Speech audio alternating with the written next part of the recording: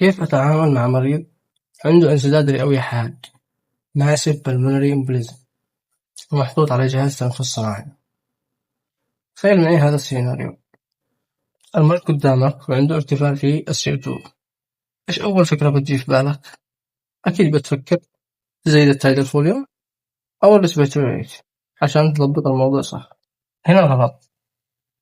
مريض البلمونري امبوليزم مختلف عن كل المرضى. المشكلة هنا مش في الرئة نفسها، المشكلة إنه الدم مش قادر يوصل للحويصلات الهوائية بسبب الجلطة الموجودة.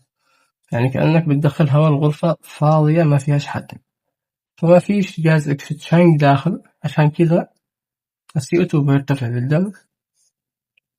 بس جهاز قياس الغازات اللي هو الكابنوغرافي بيكشف ليها قليل. إذا الحل مش في زيادة التهوية، الحل الوحيد هو إعادة تدفق الدم للرئة. وهذا مش ممكن يجي إلا عن طريق موسعات الأوعية الرئوية أو إذابة الجلطة ثرومبولايتيك أو إزالتها بالقسطرة أو بالجراحة. طيب نيجي للمشكلة الثانية، مشكلة الهايبوكسيا. مريض البلمونري امبوليزم بيجيك ودمه شحيح بالأكسجين، وأنت بتعطيه أكسجين، حتى لو أعطيته 100% أكسجين الSpO2 هنا ما بيرتفعش. ليش؟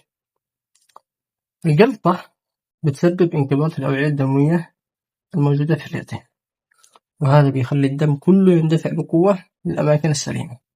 فجأة الجسم السليم يغرق بالدم، ما يقدرش يواكب احتياج الدم هذا من الأكسجين. هذا هو ما يسمى بإيش؟ ventilation perfusion mismatch. يعني مهما زودت الأكسجين مستحيل ينحل الموضوع إلا لما ترجع الأوعية الدموية لحالتها الطبيعية. متى أفكر في الأسباب؟ مش أي أسباب، الأسباب الخفية. لو أعطيت المريض أكسجين كثير ما ارتفعش SpO2، حط في بالك واحدة من 4 حاجات.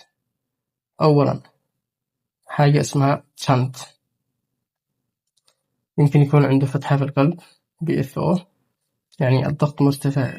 الضغط المرتفع في الجانب الأيمن من القلب بيخلي الدم يمر مباشرة للجانب الأيسر بدون ما يحصل له أكسجينيشن.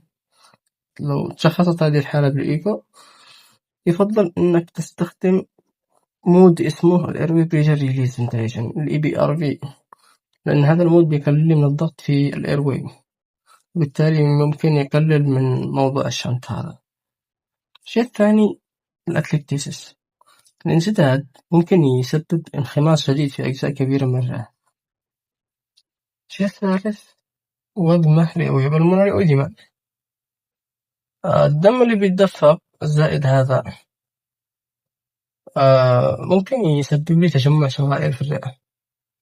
هذا ممكن نستخدم له موسعات أوعية رئوية زي النيتريك أوكسايد، أو حتى يلجأوا لجهاز الإكمو لو الحالة شديدة.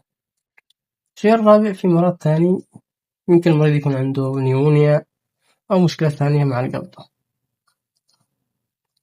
طيب نصائح ذهبية في الطوارئ: لا تستعجل في تنبيب المريض، لأن الإجراء هذا ممكن يسبب للبيشنت هبوط حاد في الضغط ويدخل لك البيشنت في سكتة قلبية. لازم تتعلم كيف تسوي أويك انتبيشن عشان المخاطر تقل.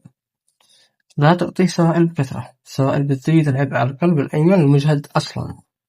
وأهم شيء إنك تحافظ على ضغط الدم، حافظ على ضغط الشريان المتوسط اللي هو الماب عند 60 إلى 65، وهذا بيضمن لي إن الدم يوصل للشريان التاجي الأيمن.